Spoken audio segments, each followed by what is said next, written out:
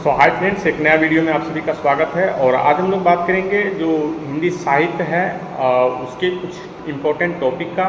चूँकि आप सबको पता ही है अभी जो है विद्यालय गर्मी को देखते हुए, भीषण गर्मी को देखते हुए, चूँकि बहुत ज़िले से ये खबरें आ रही थी कि बच्चे जो है लू से ग्रसित हो रहे थे और टीचर को भी कहीं कहीं इसका शिकार होना पड़ा था। इस वजह से सरकार, जो बिहार सरकार है, उनके द्वारा 8 जून तक के लिए विद्यालय को के पठन पाठन को बंद किया गया है। चूँकि इस तरह की जो आपदाएं आती है तो उसमें सरकार अपनी ओर से कुछ न कुछ परिवर्तन समय में चेंजेस करते हैं और देखने को मिलता है।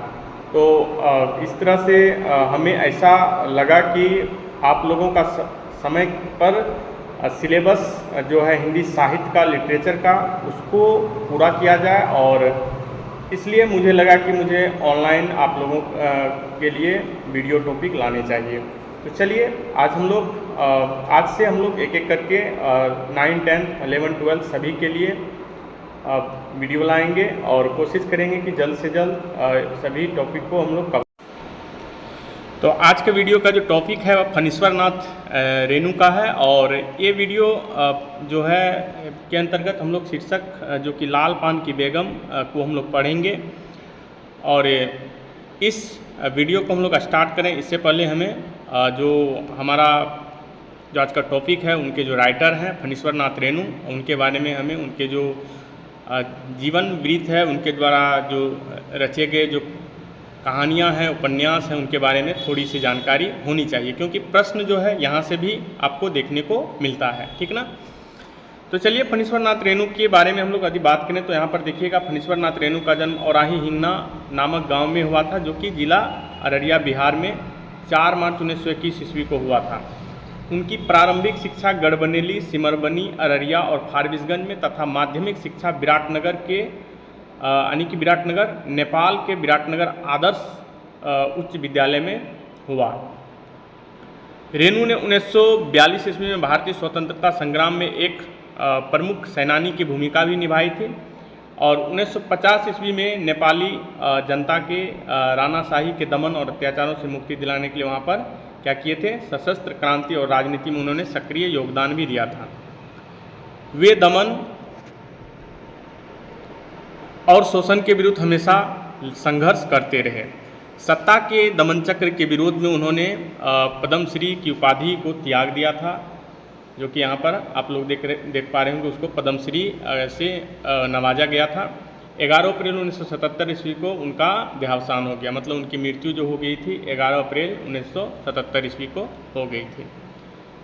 हिंदी कथा साहित्य में जिन कथाकारों ने युगांतर उपस्थित किया है, फणीश्वर नाथ रेणु उनमें से एक हैं। उन्होंने कथा साहित्य के अतिरिक्त जो संस्मरण हैं, रेखाचित्र हैं, रिपोर्टाज हैं आदि विधाओं में नई ऊंचाइयां दी। उनकी प्रमुख कृतियाँ, उनके द्वारा जो प्रमुख कृतियाँ हैं वह मैला आंचल है, परती परिकथा है, दीर्घतपा है, कलंक मुक्ति है, जुलूस है, पलटू बाबू रोट है।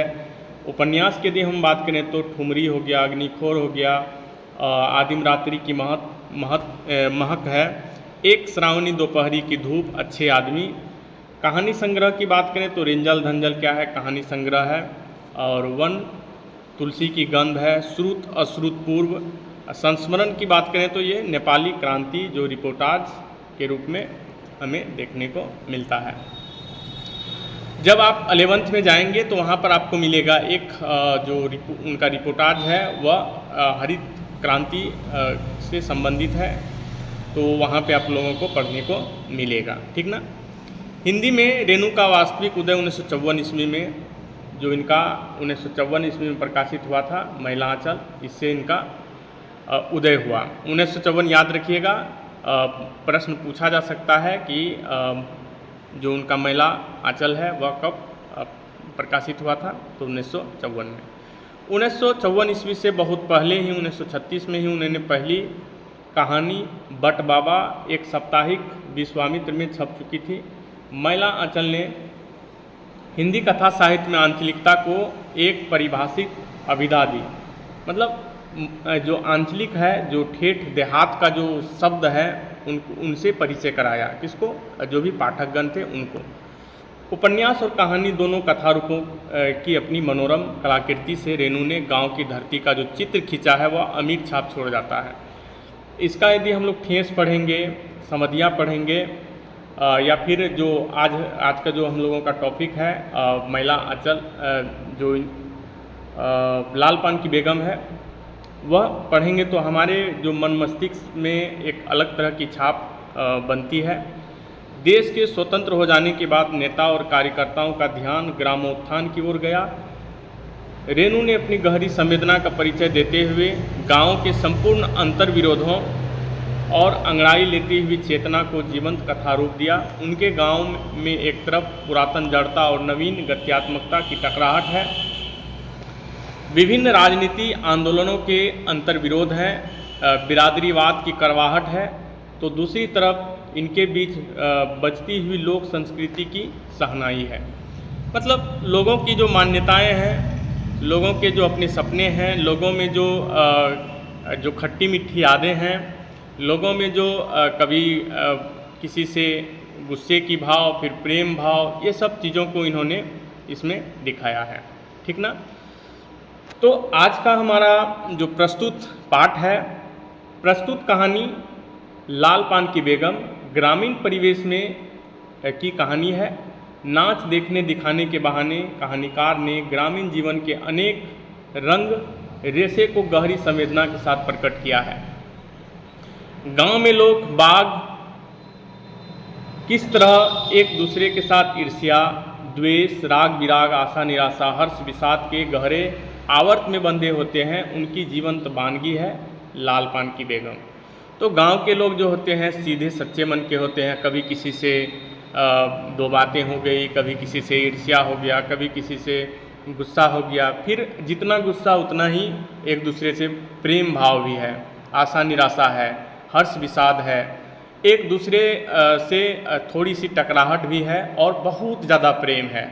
तो इसी चीज़ों को हम लोगों ने यहाँ पर जो आज का टॉपिक है हमारा, इसमें हमें देखने को मिलता है लाल पान की बेगम में। ठीक है, तो चलिए हम लोग आगे देखते हैं।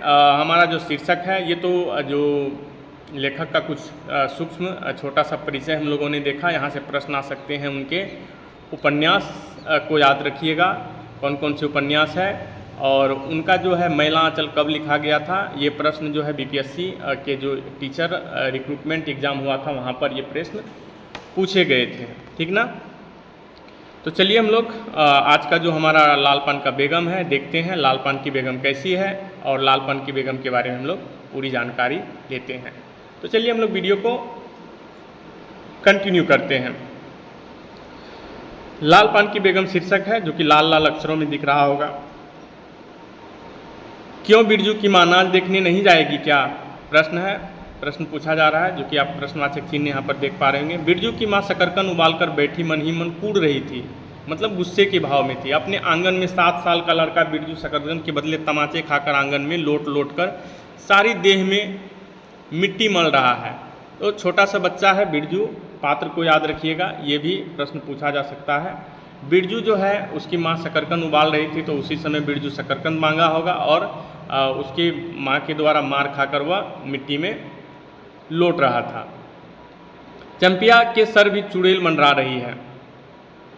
चंपिया कहीं गई है और वह जल्दी नहीं आई है, लग रहा है उनके सर पर भी चुड़ैल। तो याद रखिएगा, एक बिरजू है एक चंपिया है, ये दोनों याद रखिएगा।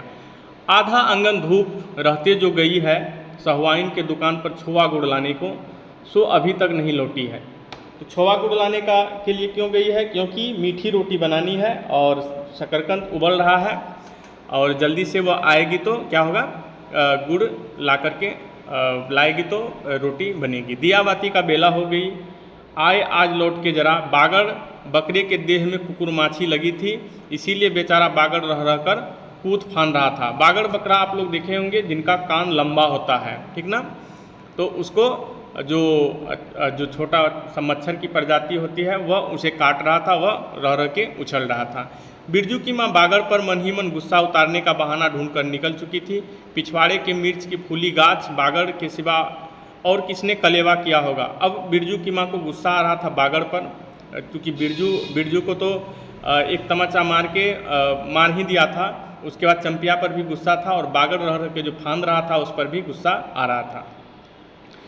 और जो मिर्च का पेड़ था, जो पौधा था, उसको बागड़ ने ही खाया होगा, ऐसा करके वह मन ही मन गुस्सा लेकर के उसे मारने के लिए जा रही थी।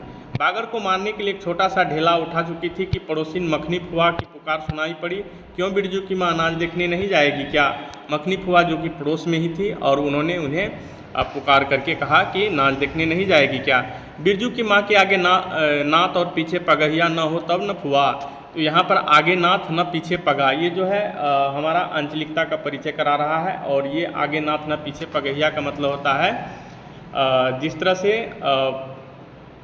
जो हल बैल में नाथ और पगहिया दिया जाता है, उसी प्रकार से मतलब बहुत सारे इनको कार्यों का दायित्व है, इस वजह से वह नाच देखने के बारे में ये कहावत कही है, ठीक ना। गरम गुस्से में बूझी निकुली बात फुआ के देह में धंस गई और बिरजू की माँ ने हाथ में ढेले को पास में ही फेंक दिया। बेचारा बागड़ को कुकुरमाची परेशान।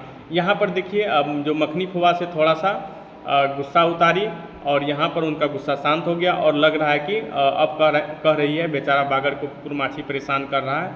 तो उसके बाद फिर बागड़ को प्यार दुलार करने लगे। बिरजू ने लेटे लेटे बागड़ को एक डंटा लगा दिया। देखिए अब बिरजू भी बदमाशी स्टार्ट कर दिया है। बिरजू ने क्या किया, लेटे ही लेटे बागड़ को एक डंटा मार दिया। क्योंकि बच्चों का जो चाइल्ड साइकोलॉजी जो है, बच्चों का जो मानसिकता है, बिरजू को लगा होगा कि मैं यहाँ पर कब से लेट रहा हूँ तो मुझे कोई प्यार नहीं कर रहा, और उस बागड़ को खूब प्यार कर रही है, तो इसीलिए एक डंटा मार दिया। बिरजू की माँ की इच्छा हुई कि जाकर उसी डंडे से बिरजू का भूत भगा दें। भूत भगाने का मतलब उसको पीटने से है, किंतु नीम के पास खड़ी पनभरनियों की खिलखिलाहट सुनकर रुक गई। तो उस समय में जो कुएं से पानी भरा जाता था और वहाँ पर जो पनभरनियों जो पानी भरने के लिए आई थी वह सब हंसते हुए उनको सुनी और रुक गई। बिरजू बोली, ठहर, तेरे बप्पा ने बड़ा छुट्टा बना दिया है तुझे, बड़ा हाथ चलता है लोगों पर, ठहर।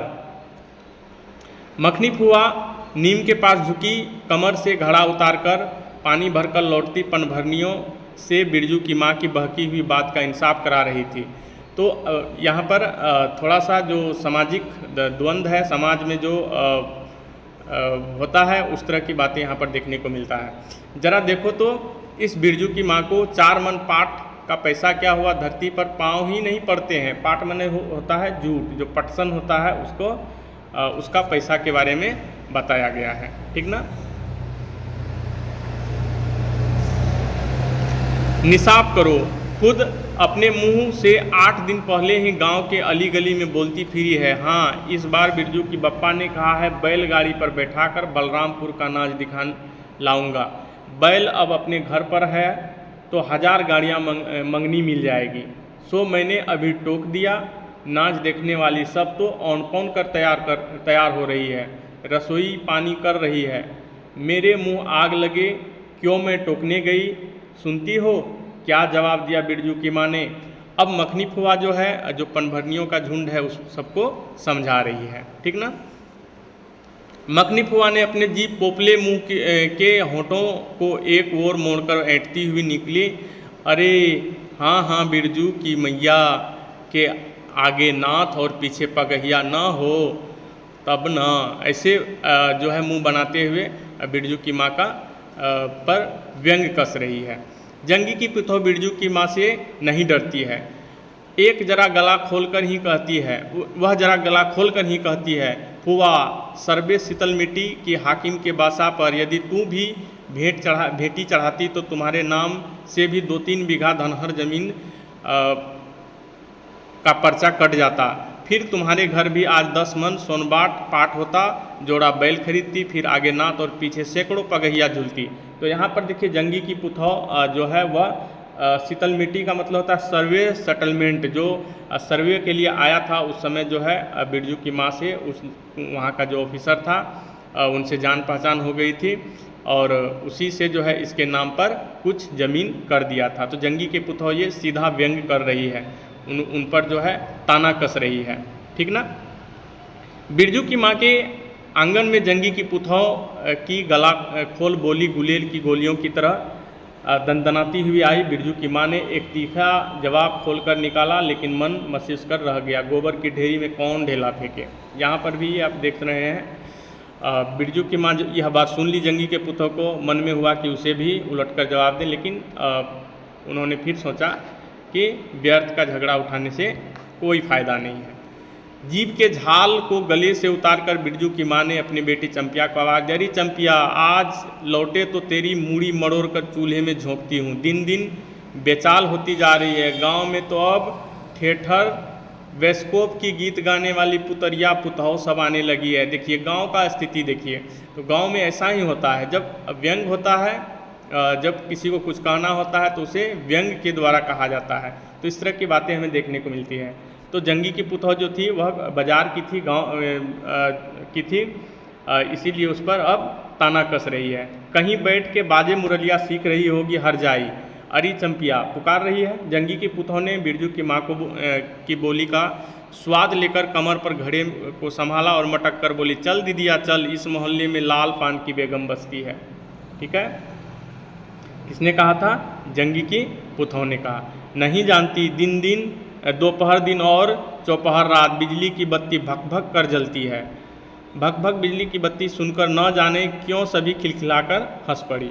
फुआ की टूटी हुई दांत पंक्तियों के बीच में एक मीठी गाली निकलकर शैतान की नानी, फुआ जो है मखनी फुआ, शैतान की नानी, मीठी सी गाली दी। बिरजू की माँ की आंखों पर मानो किसी ने तेज टॉर्च की रोशनी डालकर चौंधिया दिया हो भक भक बिजली की बत्ती। 3 साल पहले सर्वे कैंप के बाद गांव में की जलन डाही औरतों ने एक कहानी गढ़ के फैलाई थी। चंपिया की माँ के आंगन में रात भर बिजली बत्ती भुकाती थी। चंपिया की माँ आंगन में नाल वाले जूते की छाप घोड़ों की टाप की तरह जलो जलो और जलो। चंपिया की माँ आंगन में चांदी जैसी पाट सूखते देखकर जलने वाली सब औरतें खलिहान पर सोनाली धान के बोझों को देखकर बैगन का भुरता हो जाएगी। तो जो सर्वे सेटलमेंट के जो ऑफिसर आते थे सर्वे करने के लिए, तो लोगों ने ऐसा बताया था कि इसके घर में जो है रात भर जो है बिजली बत्ती जलती है। मतलब वो जो ऑफिसर आते थे शायद रात में यहाँ पर रहते थे। उनके घोड़ों की टाप और उनके नाल वाले जूतों के छाप भी उसके आंगन में बना हुआ, ऐसा औरतों का मानना था। इसीलिए उसको वो ज़मीन 3-4 बीघा मिला। ठीक है, मिट्टी के बर्तन से टपकते हुए छोवा गुड़ की अंगुलियों से चाटते हुए चंपिया आई और माँ के तमाचे खाकर चीख पड़ी, क्यों मुझे क्यों मारती है ए? सहुआइन जल्दी से सौदा नहीं देती। अब जो है चंपिया भी आ गई है और चंपिया जो है वह जो छोवा गुड़ है वह हाथ से टपक रहा था उसको खाते हुए आ रही है। सहुआइन जल्दी सौदा नहीं देती कि नानी, एक सहुआइन की ही दुकान है, मोती झड़ते हैं जो जड़ गाड़ कर बैठी हुई थी। बोल, गले पर लात देकर कल्ला तोड़ दूंगी हर जाई। फिर कभी बाजे न मुरलिया गाते सुना, चाल सीखने जाती है टीसन के छोकरियों से। तो ये सीधा व्यंग किसके लिए है? ये सीधा व्यंग जंगी के पुतौ के लिए है, क्योंकि उन्होंने इस पर बिरजू की माँ पर जो है व्यंग किया था और उसी बात को पुनः बिरजू की माँ ने कहा।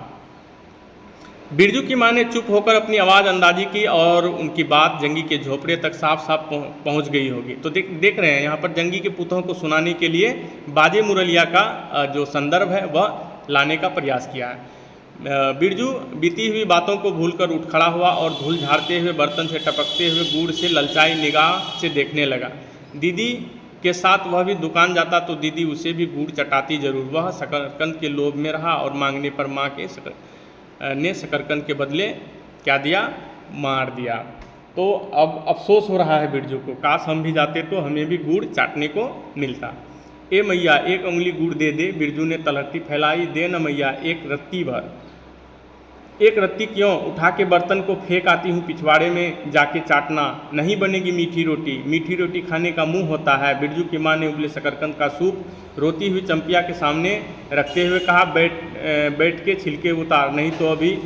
बिरजू की माँ काफ़ी गुस्से में है और बिरजू के पापा जो हैं वह अभी घर में नहीं है, नहीं तो उन्हें भी कुछ न कुछ सुनने को मिलता। ठीक है, 10 साल की चंपिया जानती है शकरकंद छीलते समय कम से कम 12 बार माँ उसे बाल पकड़कर झकझोरेगी, छोटी छोटी खोट निकालकर गालियाँ देगी। चंपिया माँ के गुस्से को जानती है। तो चंपिया का उम्र कितना है? 10 साल, ठीक ना। बिरजू ने इस मौके पर थोड़ी सी खुशामद करके देखा, मैया मैं भी बैठकर शकरकंद छीलूं। अब बिरजू सोच रहा है कि शकरकंद यदि छीलूंगा तो थोड़ा बहुत मुझे भी क्या होगा, फ़ायदा होगा। नहीं, माँ ने झिड़की दी, एक शकरकंद छीलेगा और 3 पेट में।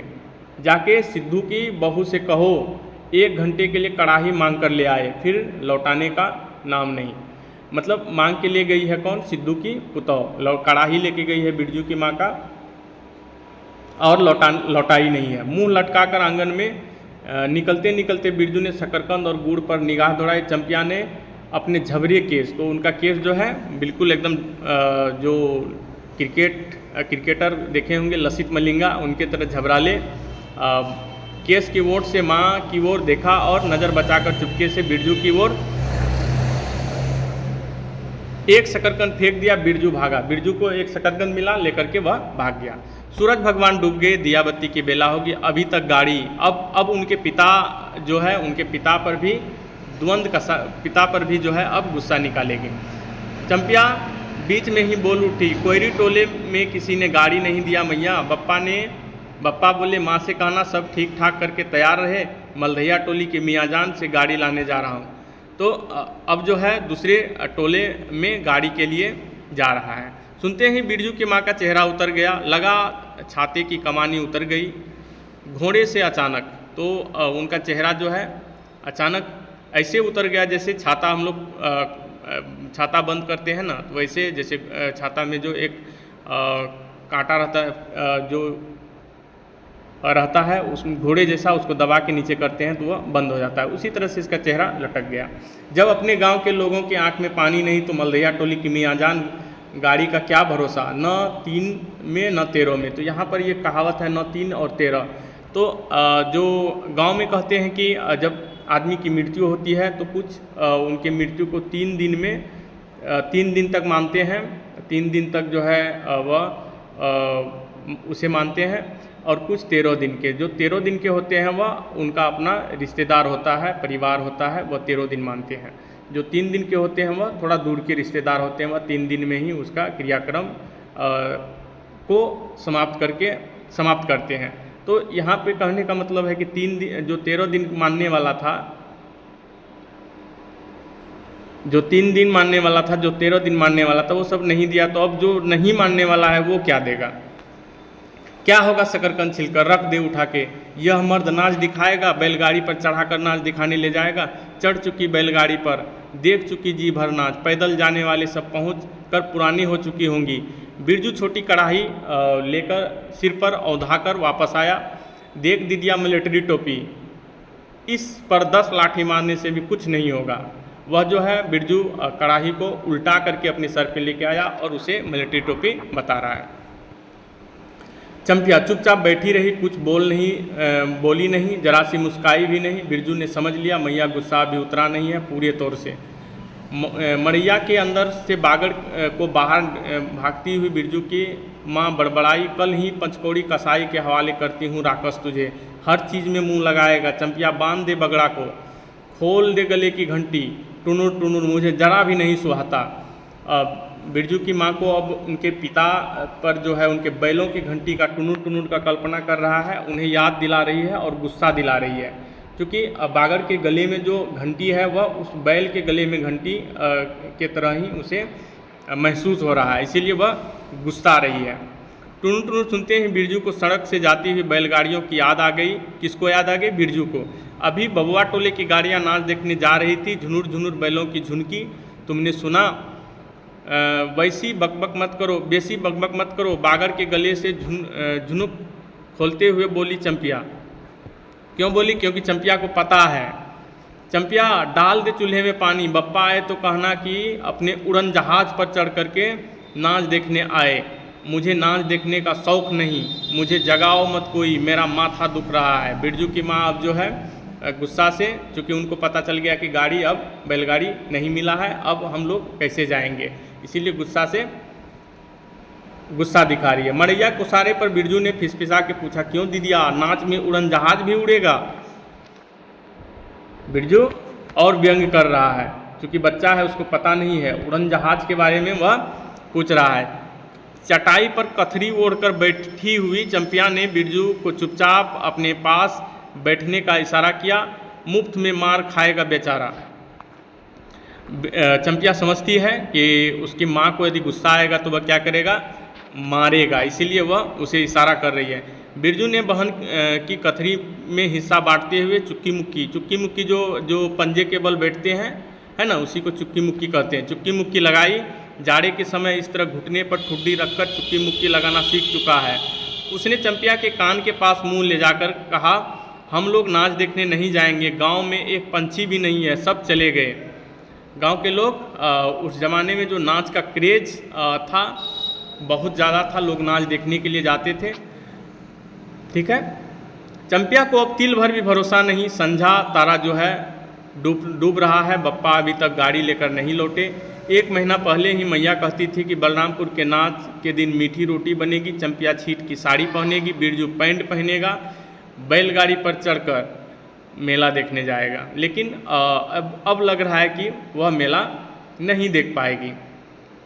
चंपिया की भीगी पलकों पर एक बूंद आ गया, मतलब चंपिया को जो याद आ रहा था वह उसको थोड़ा सा रोमासा हो गया था, थोड़ा सा रोने लगी थी। बिरजू का भी दिल भर आया। उसके मन ही मन इमली पर रहने वाले जिन बाबा को एक बैगन कबूला, गाछ का सबसे पहला बैगन उसने खुद जिस पौधे को रोपा है, जल्दी से गाड़ी लेकर बप्पा को भेज दो जिन बाबा। तो जो गांव में जो मान्यताएं हैं उस मान्यताओं को बखूबी यहाँ पर दिखाया गया है। और मड़ैया के अंदर बिरजू की माँ चटाई पर पड़ी करवटें ले रही थी। पहले से किसी बात का मंसूबा नहीं बांधना चाहिए किसी को। भगवान ने मंसूबा तोड़ दिया, उसको सबसे पहले भगवान से पूछना चाहिए, यह किस चूक का फल दे रहे हो भोला बाबा। अपने जानते उसने किसी देवता पितर का मान मनोती बाकी नहीं रखी। सर्वे के समय जमीन के लिए जितनी मनोतियाँ की थी ठीक ही तो महावीर जी का रोट तो बाकी ही है। हाय रे देव, भूल चूक माफ़ करो महावीर बाबा, मनोती दूनी करके चढ़ाएगी बिरजू की माँ। तो यहाँ पर देख रहे हैं थोड़ा सा दार्शनिक जो चिंतन है, दार्शनिक चिंतन को भी यहाँ दिखाया गया है। जो गांव की जो मान्यताएं हैं कि ईश्वर जो भगवान है, जो ईश्वर है, उसको उसके लिए जो मनोती किया जाता है, जो मानता है, उनको हर हाल में पूरा करना चाहिए, नहीं तो क्या होता है, काम में बाधा पड़ता है। ऐसी मानसिकता यहाँ पर दिखाया गया है। यहाँ पर आप लोग दार्शनिक चिंतन भी इसे के रूप में भी रख सकते हैं, ठीक ना। बिरजू की माँ के मन में रहकर जंगी की पुतों की बातें चुभ रही थी। भग भग बिजली की बत्ती, चोरी चमारी करने वाले की पुतौ जलेगी नहीं। 5 बीघा जमीन क्या हासिल की बिरजू की बप्पा ने। गांव के भाई खोकियों, यहाँ पर भाई खोकियों जो है भाई को खाने वाला, ये गाली है, भाई को खाने वाला की आंखों की किरकिरी हो गई है। खेत में पाट लगा देखकर गांव के लोगों की छाती फटने लगी है। धरती फोड़कर पाट लगा है, बैसाखी बादलों की तरह उमड़ते आ रहे हैं पाट के पौधे। तो आलान तो फलान, आलान फलान जो है ये गांव में बोला जाता है, ठीक है। नाम के बदले यदि किसी को कहना होता है तो आलान फलान बोल दिया जाता है। तनी आँखों की धार भला फसल सहे, इतनी आँखों की धार भला फसल सहे। जहाँ 15 मन पाट होना चाहिए, सिर्फ 10 मन पाट कांटा पर तौलकर ओजन हुआ। ओजन यहाँ पर वजन है, चूँकि आंचलिक कथा है तो यहाँ पर ओजन लिखा है, यहाँ पर होना चाहिए वजन। यदि हम लोग शुद्ध हिंदी की ओर जाएंगे तो यहाँ पर वजन होगा, और यहाँ पर आंचलिक की ओर हम जाएंगे तो ओजन होगा। हुआ रब्बी भगत के यहाँ, तो बेचने वाला किसके यहाँ, रब्बी भगत के यहाँ बेचा था। इसमें जलने की क्या बात है भला। बिरजू के बप्पा ने पहले ही कुर्मी टोला के एक आदमी को समझा के कहा था, जिंदगी भर मजदूरी करते रह जाओगे, सर्वे का समय आ रहा है, लाठी कड़ी करो, 2-4 बीघा जमीन हासिल कर सकते हो। सो गांव के किसी पुत खौकी मतलब पुत्र को खाने वाला, पुत खौकी, ये भी आंचलिक शब्द है। हम आपको आंचलिक शब्द बताते जा रहे हैं ताकि किसी प्रकार का आपको कन्फ्यूजन नहीं हो। उत्खोकी का भतार, भतार माने पति, ठीक है। सर्वे के समय बाबू साहब के खिलाफ खांसा भी नहीं। बिरजू के बप्पा को कम सहना पड़ा। बाबू साहब गुस्से से सर्कस नाच की बाघ की तरह घूमते रह गए। उनका बड़ा बेटा घर में आग लगाने की धमकी देकर गया। आखिर बाबू साहब ने अपने सबसे छोटे लड़के को भेजा। बिरजू की माँ को मौसी कह के पुकारा, यह ज़मीन बाबूजी ने मेरे नाम से खरीदी थी। मेरी पढ़ाई लिखाई उसी ज़मीन के ऊपर से चलती है और भी कितनी बातें खूब मोहना जानता है। मोहना मतलब मोहित करना, ठीक है, ये भी आंचलिक शब्द है। उतना जरा सा लड़का जमींदार का बेटा है कि चंपिया। ये कुछ मन ही मन जो है वह बिरजू की माँ, जो उनका जो जंगी के पुतों ने भक भक बिजली बत्ती बोला था, उसी संदर्भ में यहाँ पर कुछ कुछ बातें सोच रही थी। उसी समय चंपिया, बिरजू सो गया क्या? यहाँ आजा बिरजू अंदर। यह तो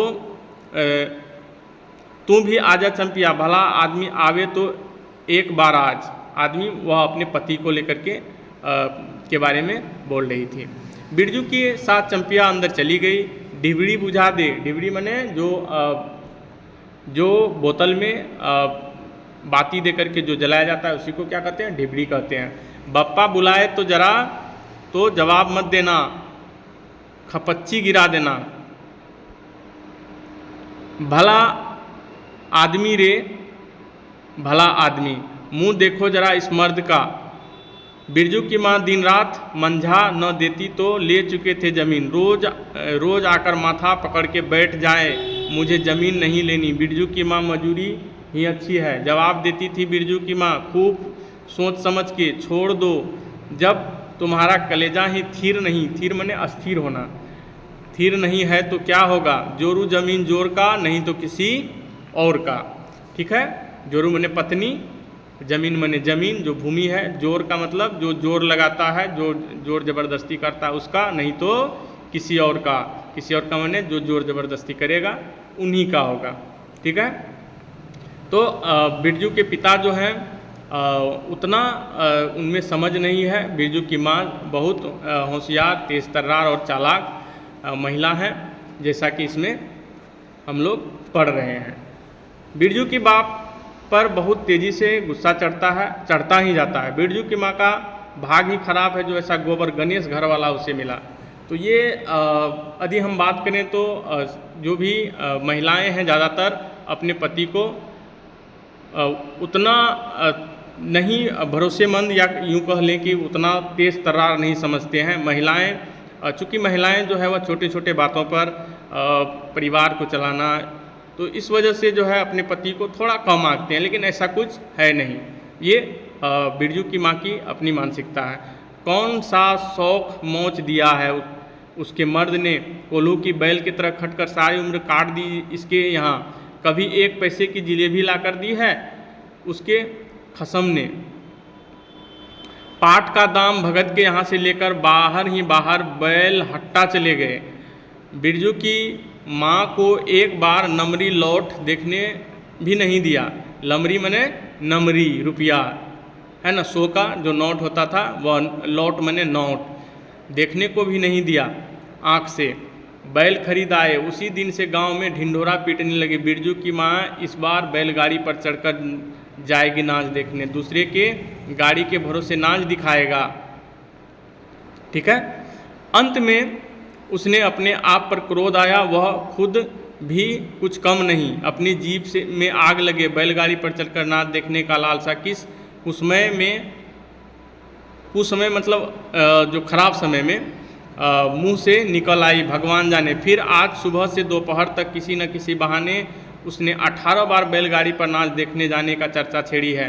लो खूब देखो नाच, वाह रे नाच, कथरी के नीचे दुसाले का सपना।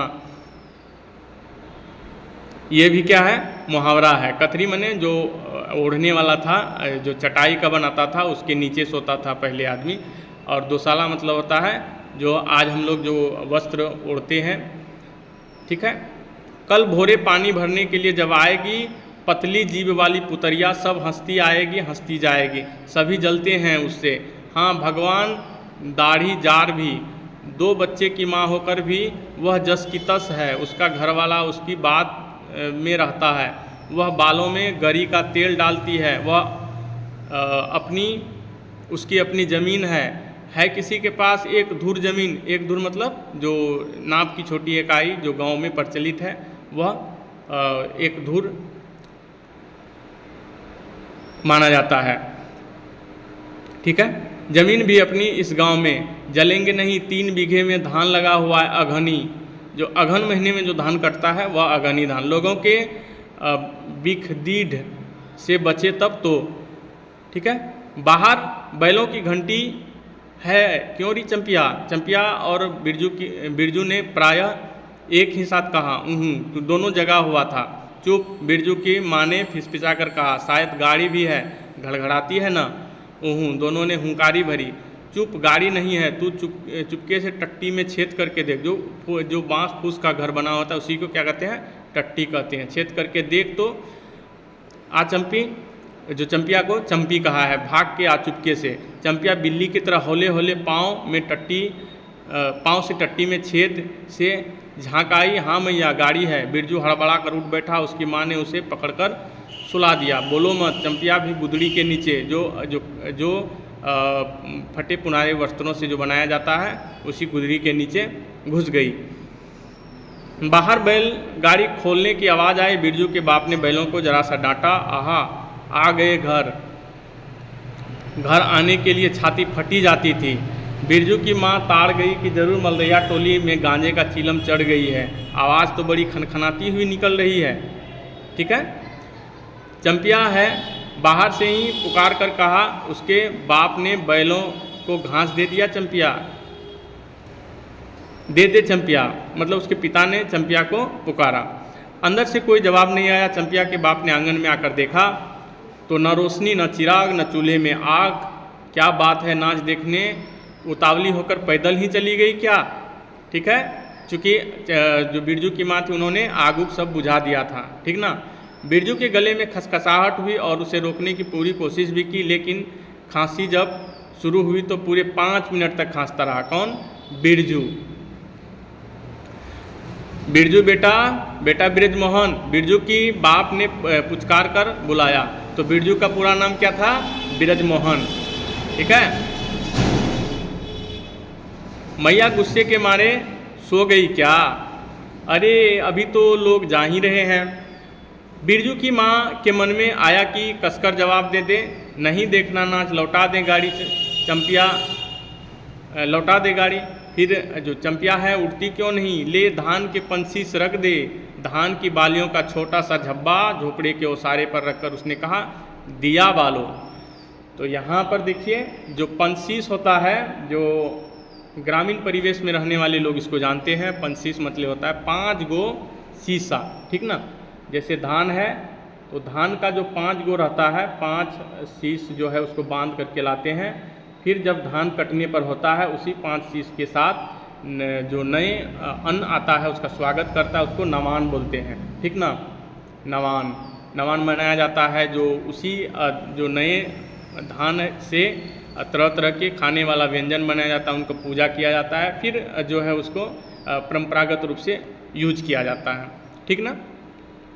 तो पंसीस लाया और अब जो है दिया जलाने के बारे में कह रहा है। बिरजू के बाप उठकर ओसारे पर बिरजू की माँ उठकर ओसारे पर आई। 1.5 पहर रात को गाड़ी लाने की क्या ज़रूरत थी? नाच तो खत्म हो रहा होगा। डिबरी की रोशनी में धान के बालियों का रंग देखते ही बिरजू की माँ के मन का सब मैल दूर हो गया।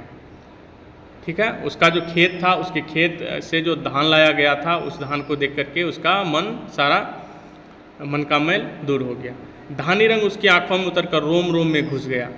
नाच अभी शुरू भी नहीं हुआ होगा। अभी बलरामपुर के बाबू की सपनी गाड़ी मोहनपुर होटल बंगला में हाकिम साहब को लाने के लिए गई है। इस साल आखिरी नाच है। पंसीस टट्टे में खोस दे। जो घर का जो फुसका जो बनाया जाता है उसी टट्टी कहते हैं, टट्टे में खोस दे। अपने खेत का है। अपने खेत का हुलसती हुई बिरजू की माँ ने कहा, पक गए धान, नहीं 10 दिन में अघन चढ़ते चढ़ते लाल होकर झुक जाएगी। सारे खेत की बालियाँ मलदैया टोली जा रहा था, अपने खेत में धान देखकर आंखें जुड़ा गई। सच कहता हूँ पंछी तोड़ते समय उंगलियाँ कांप रही थी मेरी। तो जो धान का जो 5 शीश था उसको तोड़ते समय जो उनका हाथ है कांप रहा था। बिरजू ने धान की एक बाली से एक धान लेकर मुंह में डाल लिया और माँ ने एक हल्की डांट दी। कैसा लुक्कड़ है रे तू। लुक्कड़ मैंने जो हरदम खाता रहता है कुछ से कुछ, ठीक है। इस दुश्मन के मारे कोई नेम धर्म जो बचे, नेम धर्म मतलब नियम धर्म जो है, क्योंकि वह नवान के बाद ही उस जो पंचशीश है उस पंचशीश को खाने के रूप में उपयोग में लाया जाता है। क्या हुआ, डांटती क्यों है? नवान से पहले ही नया धान जुठा दिया, देखते नहीं? अरे इन लोगों का वो सब कुछ माफ़ है, चिड़ै चुरमुन है ये लोग। चिड़ै मतलब चिड़िया चुरमुन है। बस हम दोनों के मुंह में नवान के पहले नया अन्न न पड़े, ठीक ना। इसके बाद चंपिया ने भी धान के बाली के 2 धान लेकर दांत तले दबाया। ओ मैया, इतना मीठा चावल और गमकता भी है न दिया। बिरजू ने फिर मुंह में धान लिया। रोटी पोटी तैयार कर चुकी क्या? बिरजू के बाप ने मुस्कुरा कर पूछा। नहीं, मान भरे सुर में बोली बिरजू की माँ। खाने का ठीक ठिकाना नहीं और रोटी बनाती है, ठीक है।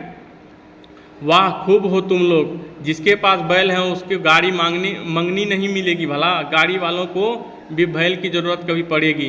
पूछूंगा तब कोयरी टोला वालों को।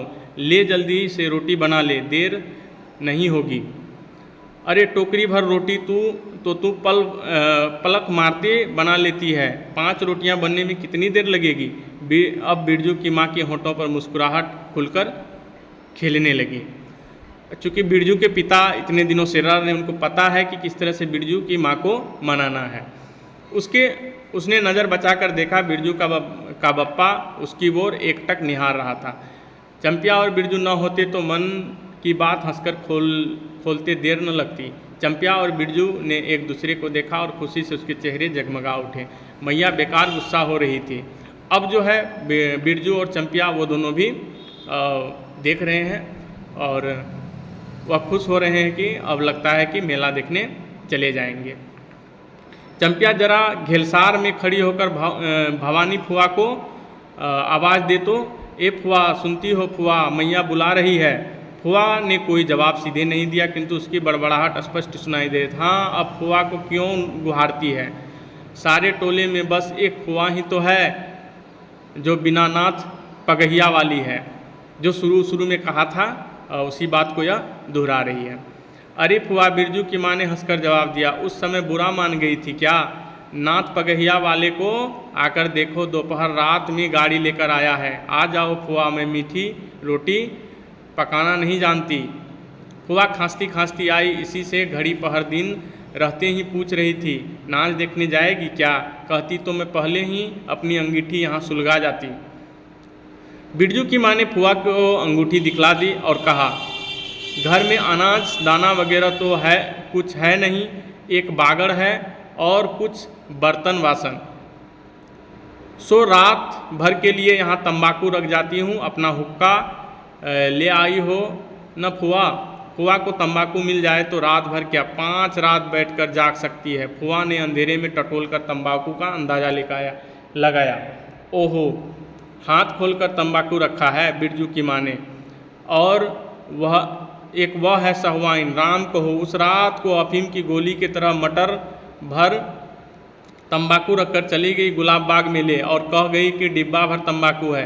बिरजू की माँ चूल्हा सुलगाने लगी। चंपिया ने शकरकंद को मसलकर गोले बनाए और बिरजू सिर पर कढ़ाई औंधाकर अपने बाप को दिखाने लगा। मिलिट्री टोपी, सिर पर 10 लाठी मारने पर भी कुछ नहीं होगा। तो यहाँ पर मिलिट्री टोपी के बारे में जो उनका कढ़ाई था, कढ़ाई को रख करके बोला। सभी ठठाकर हंस पड़े। बिरजू की माँ हंसकर बोली, ताखे पर 3-4 मोटे शकरकंद है, दे बिरजू को चंपिया। बेचारा शाम से ही जो शकरकंद के लिए मार खा के गिर गया था, लौट रहा था ज़मीन पर, अब उसको भी शकरकंद मिल गया है, ठीक है। अब उसकी बिरजू की माँ जो है वह थोड़ा सा खुश है। बेचारा मत कहो मैया, खूब लाचारा है। अब चंपिया चहकने लगी। तुम क्या जानो कथरी के नीचे मुंह क्यों चल रहा था बाबू साहब का? ठीक है। कथरी के नीचे भी वह जो है शकरकंद खा रहा था। बिरजू के टूटे दांत, जो बिरजू हंसा ही, बिरजू के टूटे दांत के दूध के दांत के फाँक से बोली निकली, ब्लैक मार्टिन के 5 शकरकंद खा लिए। ब्लैक मार्टिन का यहाँ पर अर्थ है ब्लैक मार्केटिंग। ब्लैक मार्केटिंग जो होता है, ब्लैक मार्केटिंग, जो छिपा करके खाया, शकरकंद खा लिया, हा हा हा हंसने लगा। सभी फिर ठठाकर हंस पड़े। बिरजू की माँ ने फुआ का मन रखने के लिए पूछा, 1 कनवा गुड़ है, आधा डाल दो फुआ। फुआ ने गदगद होकर कहा, अरे शकरकंद तो बहुत मीठा होता है, उतना क्यों डालेगी। जब तक दोनों बैल दाना खा करके दाना घास खाकर एक दूसरे को देह को जीभ से चाटे, बिरजू की माँ तैयार होगी। चंपिया ने छीट की साड़ी पहनी, जो कि पहले ही पता था, पहले ही बोला गया था कि चंपिया जो है छीट की साड़ी पहनेगी। बिरजू बटन को पैंट मिला और बटन के अभाव में पटसन का जो है डोरी बांधने लगा। बटन नहीं था, बेल्ट नहीं था, तो क्या किया, वह पटसन का डोरी बांध लिया। बिरजू की माँ ने आंगन से निकलकर गांव की ओर कान लगाकर सुनने की चेष्टा की। इतनी देर तक भला पैदल जाने वाले रुके रहेंगे। पूर्णिमा का चांद सिर पर आ गया, चांदनी रात था। बिरजू की माँ ने असली रूप रूपा कंपनी का मंगटीका पहना है आज पहली बार।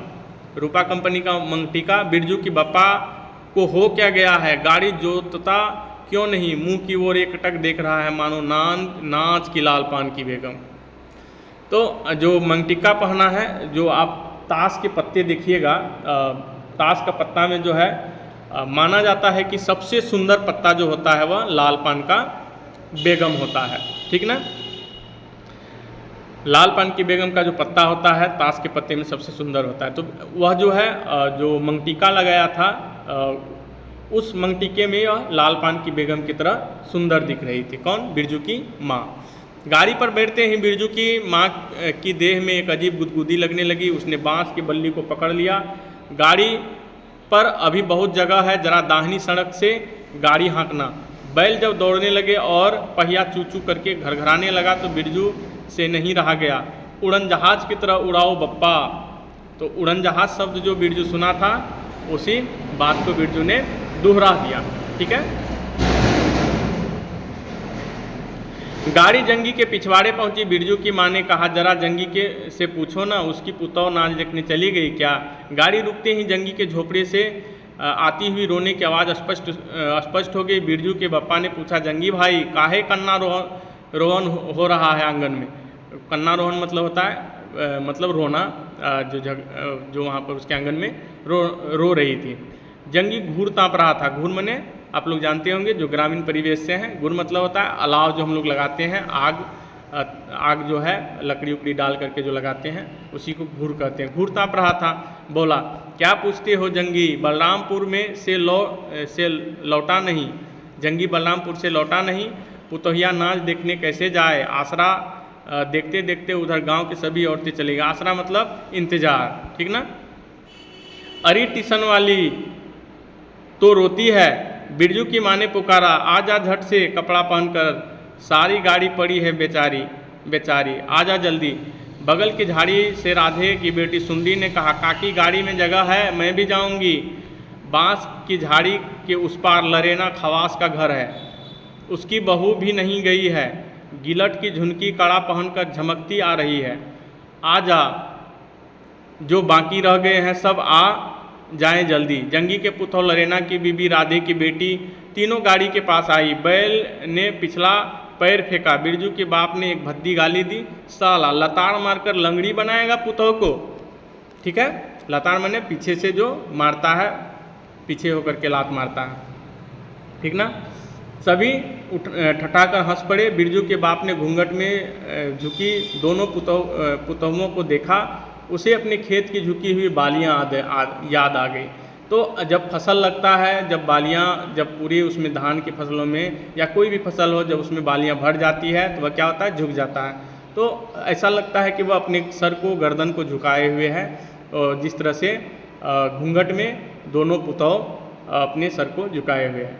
जंगी की पुतौ का गौना 3 मास पहले हुआ है, 3 महीने पहले हुआ। गौने की रंगीन की साड़ी, कड़वे तेल, जो सरसों तेल जिसको हम लोग बोलते हैं, लठवा सिंदूर की गंध आ रही थी, जो लाल रंग का होता था।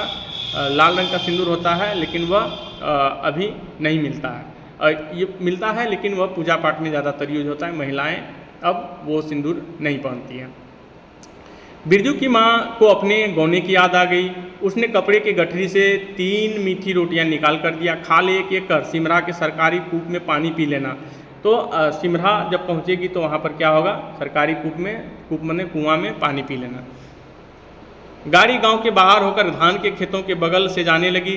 चांदनी कार्तिक महीना था। खेतों के धान के झड़ते फूलों की गंध आती है। बांस की झाड़ी में कहीं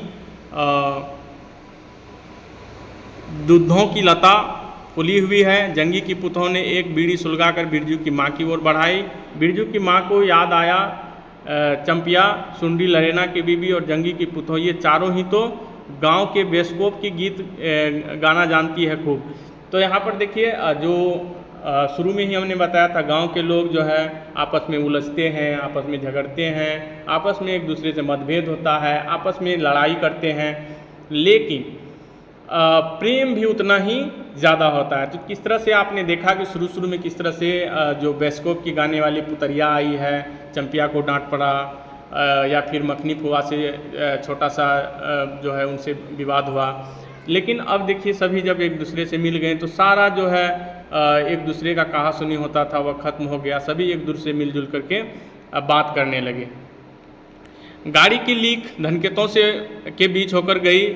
चारों ओर गोने की साड़ी की खसमसाहट जैसी आवाज़ होती है। बिरजू की माँ के माथे का मंगटिक्का पर चांदनी छिटक रही है। बिरजू के पिता उसको देख रहे हैं, उसका जो मंगटिक्का है उस पर चांदनी रात जो छिटक रही है वह दिख रहा है। अच्छा, अब एक बेस्कोप का गीत गा तो चंपिया, डरते हैं काहे, जहाँ भूल जाएगी बगल में है ना मास्टरनी बैठी हुई। मास्टरनी मने जंगी की पुतौह, जिससे सुबह में ही झगड़ा हुआ था। दोनों पुतौहों ने तो नहीं, किंतु चंपिया और सुनरी ने खखार कर गला साफ किया। तो गाना गाने से पहले क्या करता है, गला साफ करता है। बिरजू के बाप ने बैलों को ललकारा, चल भैया और जरा जोर से गा रे चंपिया, नहीं तो बैल को धीरे से चलने के लिए कहूँगा। जंगी की पुतौह ने चंपिया के कान के पास घूंघट में ले जाकर कुछ कहा और चंपिया ने धीरे से शुरू किया, चंदा की चांदनी। तो ये गाना था। बिरजू को गोद में लेकर बैठी उसकी माँ की इच्छा हुई कि वह भी साथ साथ गीत गाए। बिरजू की माँ ने जंगी के पुतौह की ओर देखा, धीरे धीरे गुनगुना रही है। वह भी कितनी प्यारी पुतौह है। गौने की साड़ी से एक खास किस्म की गंध निकलती है। ठीक ही तो है कहा उसने, बिरजू की माँ बेगम है, लाल पान की बेगम। यह तो कोई बुरी बात नहीं है। वह सचमुच लाल पान की बेगम है। बिरजू की माँ ने अपनी नाक पर दोनों आँखों को केंद्रित करने की चेष्टा की, करके अपने रूप की ओर झाँका। लाल साड़ी की झिलमिल किनारा, मंगटिक्का पर चांद। बिरजू की माँ के मन में अब और कोई लालसा नहीं, उसे नींद आ रही है। तो इस तरह से यहाँ पर जो हमारा कहानी है लाल पान की बेगम, वह समाप्त होता है। ये कहानी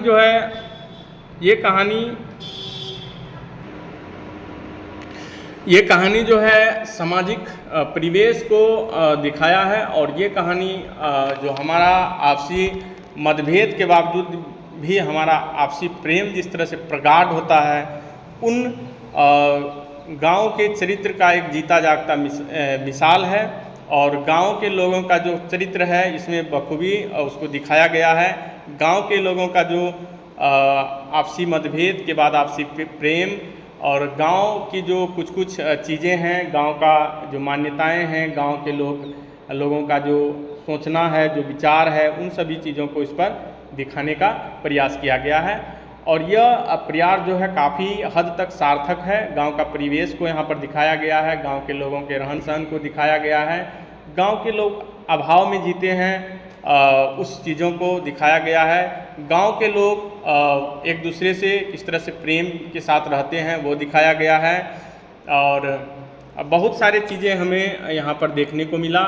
और इसका जो है प्रश्न उत्तर हम लोग चलिए देखते हैं। और इसका प्रश्न उत्तर हम लोग देखिए पाठ के साथ, बिरजू की माँ को लाल पान का बेगम क्यों कहा गया है। नवान के पहले ही नया धान जुठा दिया। इस कथन में बिरजू की माँ का कौन सा मनोभाव प्रकट हो रहा है? बिरजू की माँ बैठी मन ही मन क्यों कूद रही थी? लाल पान की बेगम शीर्षक कहानी का सार्थकता स्पष्ट करें। ठीक है। उसके बाद है चार मन पाट, यानी जूट का पैसा क्या हुआ? धरती पर पाँव ही नहीं पड़ते, ये सब प्रसंग व्याख्या करना है। 10 साल की चंपिया जानती है कि शकरकंद छीलते समय कम से कम 12 बार माँ उसे बाल पकड़कर झकझोरेगी, छोटी छोटी खोट निकालकर गालियाँ देगी। इस कथन से चंपिया के प्रति माँ की किस मनोभाव की अभिव्यक्ति होती है? बिरजू की माँ का भाग ही खराब है, जो ऐसा गोबर गणेश घर वाला उसे मिला। कौन कौन सा शौक मौज दिया है इस मर्द ने? कोल्हू के बैल की तरह खटाकर सारी उम्र काट दी। इसके यहाँ प्रस्तुत कथन में बिरजू की माँ और पिता के संबंधों में कड़वाहट दिखाई पड़ती है। कड़वाहट अस्थायी है या अस्थायी, इसके कारणों पर विचार कीजिए। ठीक है। गांव की गरीबी तथा आपसी क्रोध और ईर्ष्या के बीच भी उसकी प्राकृतिक प्रसन्नता निवास करती है। इस पाठ के आधार पर बताएं। तो जैसा कि हमने बताया, गांव के लोग एक दूसरे से ईर्ष्या करते हैं, क्रोध करते हैं, गुस्सा होते हैं, लेकिन उनकी जो प्राकृतिक प्रसन्नता है, उनकी जो प्रसन्नता है, खुशी है, उनके जो आपसी प्रेम है, बहुत ही प्रगाढ़ है, उसे कोई नहीं मिटा सकता है, उसे कोई नहीं दूर कर सकता है। ठीक है। कहानी में बिरजू और चंपिया की चंचलता और बालमन का उदाहरण प्रस्तुत करना है। लाल पान की बेगम कहानी का सारांश लिखने के लिए कहा गया है। कहानी के पात्रों का परिचय अपने शब्दों में दीजिए। रेणु वातावरण और परिस्थिति का सम्मोहक और जीवंत चित्रण करने में निपुण है। इस दृष्टि से रेणु की विशेषताएं अपने शब्दों में बताएं। ठीक है। तो ये सारा चीज़ आप सभी देखा और उम्मीद है कि आपको ये लाल पान की बेगम समझ में आया होगा और हम इसका प्रश्न उत्तर आप लोगों के लिए लाएंगे। बस हमारे साथ बने रहिए। फिर आएंगे किसी नए